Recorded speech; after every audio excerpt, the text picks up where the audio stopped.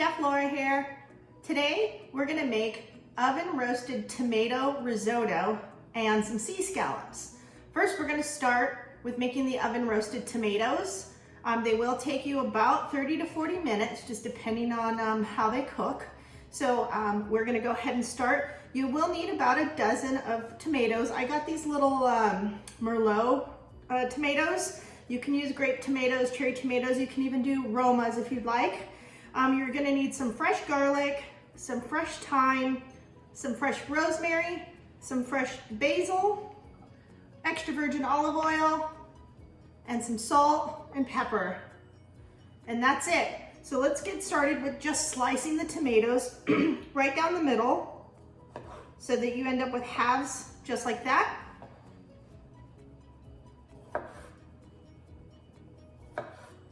And I've already sliced some of the tomatoes. And we're just gonna put these in the bowl. And then we're gonna do our chiffonade of basil again. Remember, just stack the leaves of basil together, roll it like a little cigar, and slice.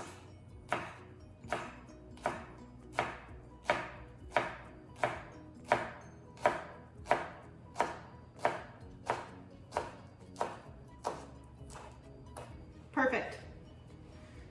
And then I went ahead and already sliced some of the garlic, and I went ahead and already diced up the rosemary and the thyme. So we're just gonna put everything in the bowl with tomatoes. And again, I sliced up a bunch of tomatoes. There's about a dozen or more. And I'm not gonna make a lot just because it's just for 2 people. So the basil goes in, fresh herbs, fresh garlic, about 2 tablespoons of extra virgin olive oil, cracked pepper, salt. We're just gonna toss that until everything is evenly coated. And then we're gonna put this in an oven safe dish, really small one. Again, I'm only making enough for 2 people, so I don't need a very large dish.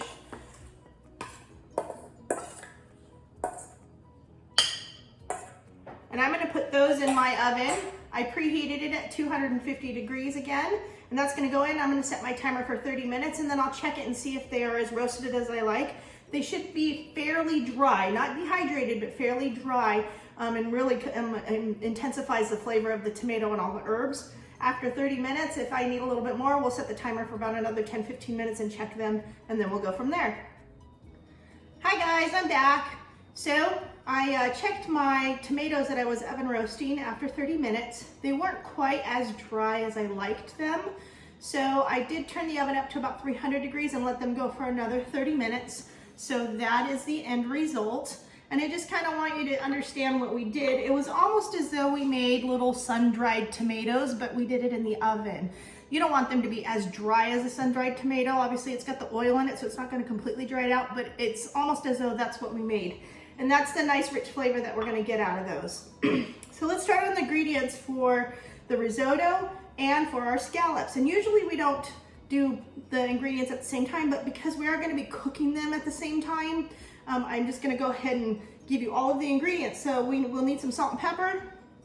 You're gonna need butter for both your risotto and for your scallops.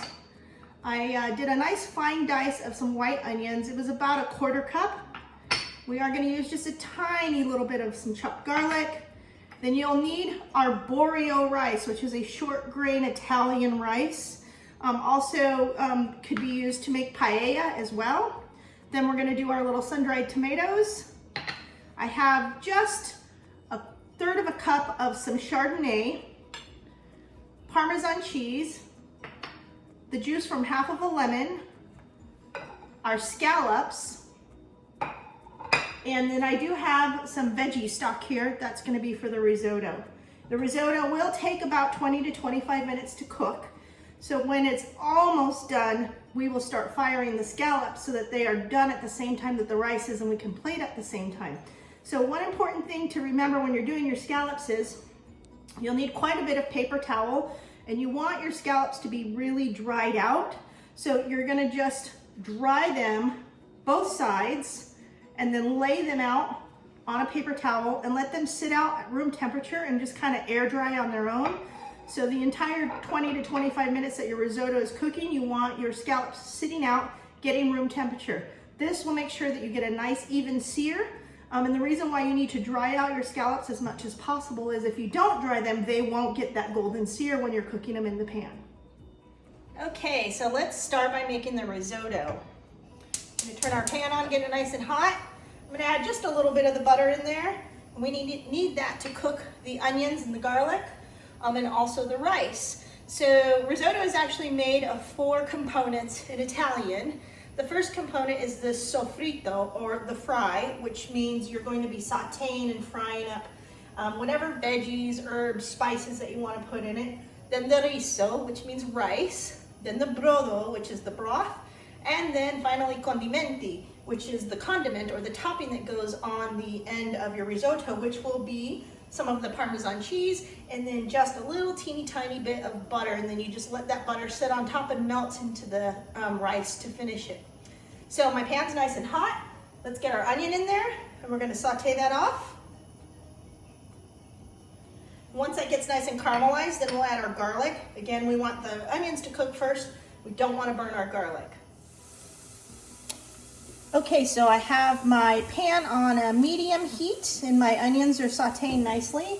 I'm going to add just that little tiny bit of garlic that I have there. And give that a nice little saute. Then I have not quite a full cup, it's in between a full cup and 3/4 of a cup of arborio rice. A little bit of this goes a long way. So we're just gonna dump that into there. And then you wanna fry up your rice for about 2 or 3 minutes, just until everything is evenly coated in oil and just before it starts to toast.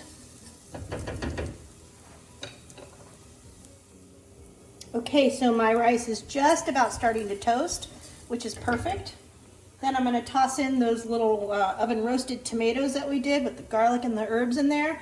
I did give them a quick little easy chop, so they're in little small strips. And we're going to saute that into the rice.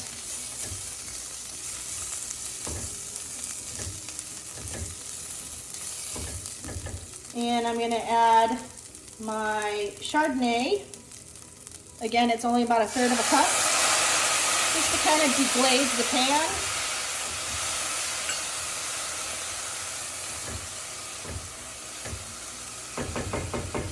And then now I'm going to add my veggie stock in there, enough so that all of the rice is covered in it. I have about 2.5 cups in my pot, and then we're not using it all at once, obviously. And just give that a nice stir. I'm going to turn it up just a tiny bit, and we're just going to let this simmer on medium to medium high until most of the liquid is absorbed into the rice. Then we'll add some more stock in there. Again, just enough to get liquid covered in there. Let that reduce again until it's almost all gone, until the rice is cooked. So we'll keep adding moisture to the rice until the rice is fully cooked. And then at the end, we'll finish it off with a little bit of Parmesan cheese and some butter.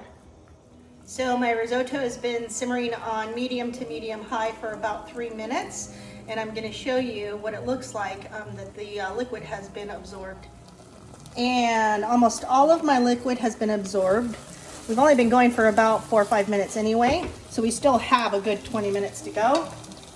And I'm going to add some more of the broth.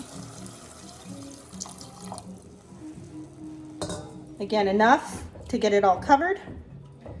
And we'll do the same thing and let it simmer for about 4 or 5 minutes until almost all the liquid is absorbed again. Then we'll add some more of the broth in there and do that maybe 3 to 4 times until the rice is fully cooked. Okay, and my rice has been going for about another 6 or 7 minutes, and as you can tell, the rice itself, the grains are nowhere near cooked, but it's absorbed quite a bit of the liquid. Round 3, we're going to add just a little bit more liquid to it. Each time we go and the rice starts to cook more and more, we will add just a little less liquid, because then you don't want to add too much at the very, very end and then you end up with overcooked watery rice. So we're gonna let that go again for another 5-6 minutes, and then we'll add a little bit more liquid to it, and then we'll give it a taste to see if we need to adjust any seasoning, maybe a pinch of salt, a pinch of pepper. Be careful with the salt too, because your stock has a little bit of salt in it and your Parmesan cheese is salty. The butter had a little salt in it, so we do want to be very, very careful with salt on this particular dish and not over salt it, but we will be adding some pepper to it in a little bit.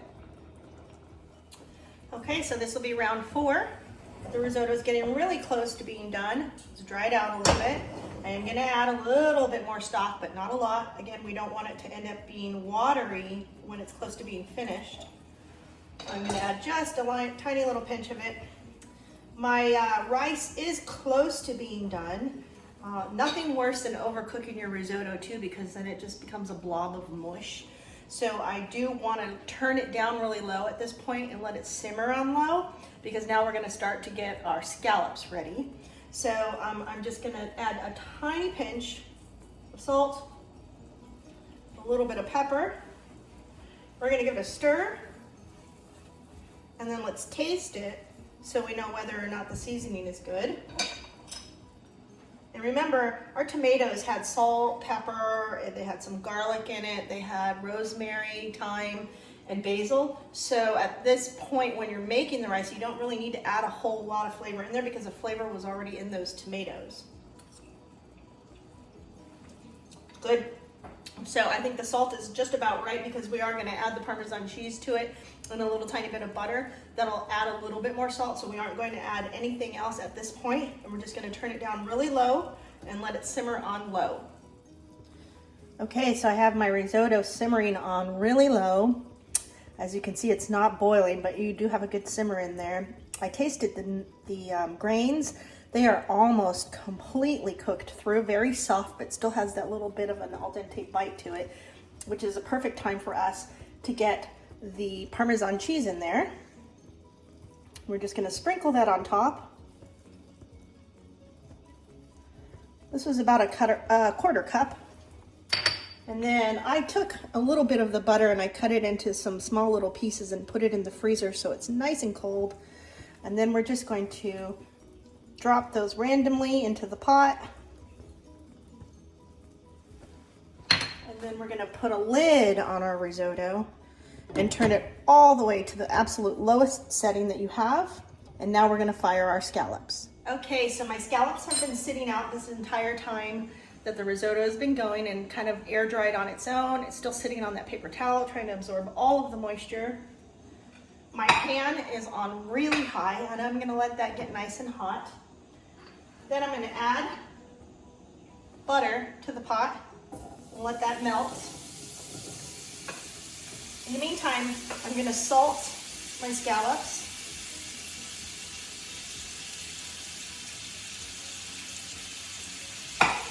I'm using white pepper, and the reason why I want to use white pepper is because I want a nice, clean looking plate, and I don't want to see the flecks of a coarse cracked pepper on my scallops, so they'll be nice and clean.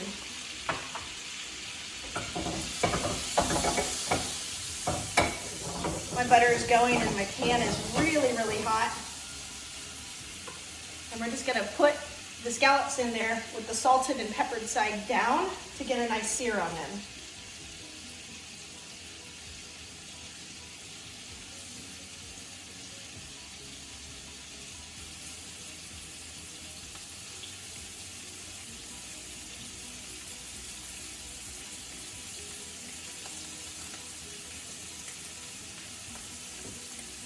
Make sure you give them a little bit of wiggle room in that pan. And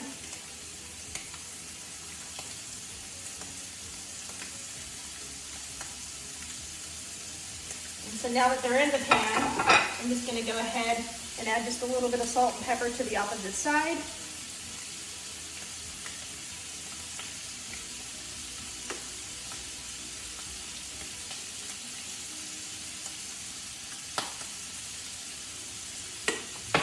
You'll need some tongs. I'm going to give this a nice little look. Looking good.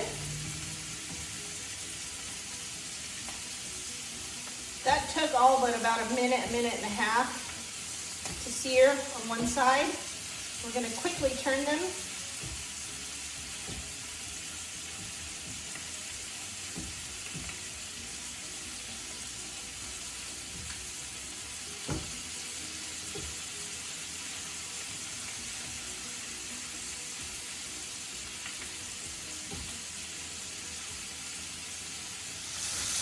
As you can see, I got a nice golden sear. That pan is really hot. We're gonna cook these on the other side for about a minute and a half, maybe 2 minutes, and then they're done. All right, I've plated my risotto here. My scallops are nice and golden. I'm just gonna go ahead and put a few, and I can smell that butter in there. It smells really good.